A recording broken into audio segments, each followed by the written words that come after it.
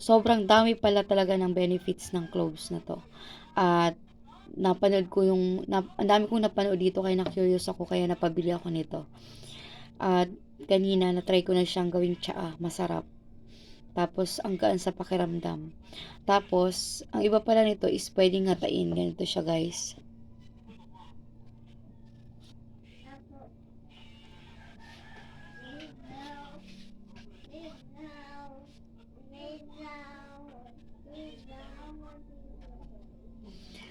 Maanghang or mentol. Hindi siya sobrang anghang, nakagaya ng sili.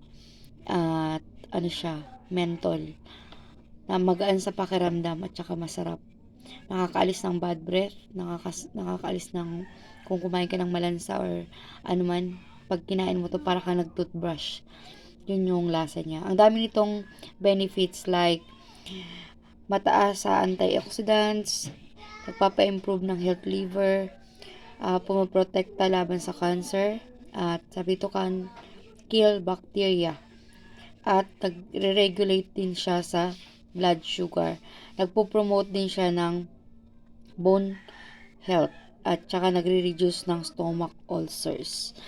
At nakakagaling din sa masakit ng ngipin. So, ang dami niyang benepisyo kaya sulit pa lang pagkakabili ko nito. So, hindi naman siya madaling maubos kasi ang isang piraso ay sulit na pag pinapak mo. Pero pag kanilaga mo, mga 3 piraso ang kailangan mo. Kaya para sa akin, ingangatain ko na lang siya pa isa-isa para makatipid. Mura lang to guys, nasa 50 plus lang. Tapos may Makati nga palang, may mga sugat-sugat nga pala ako na Makati. Napanood ko din na inirekomenda ng isang doktor na po-promote ng herbal na gamitin yung cloves. Ilalagay mo siya sa kasama ng olive oil at ilalagay mo sa ganto. So, ayan, nilagay ko siya sa ganyan at trinay kong ihaplos. Maganda. Natatanggal yung pangangati ng mga sugat-sugat ko at saka yung mga kahit kagat ng lamok. Maganda talaga siya. Ang dami niyang benefits.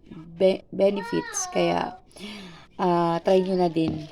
Masarap siya or maganda siyang inumin na tsaa pag umaga na wala pang laman ang ating tiyan para maging maganda yung ating pag CR. At the same time, maganda rin siyang kainin ng isang piraso pagkatapos mong kumain, pampatanggal siya ng lansa or yun nga, yung kung ano mang nasa bibig natin para ka nag-toothbrush. Kaya, wow, mapapawaw ka sa cloves na to. Nakapaka-amazing. Yan po itsura niya. At ito po ay 30 grams. Nasa 50 plus. Nag-try lang ako kaya malit lang muna. Pero sa susunod, malaki na yung bibilhin ko kasi ang dami palang benepisyo nito. So, bili na kayo guys.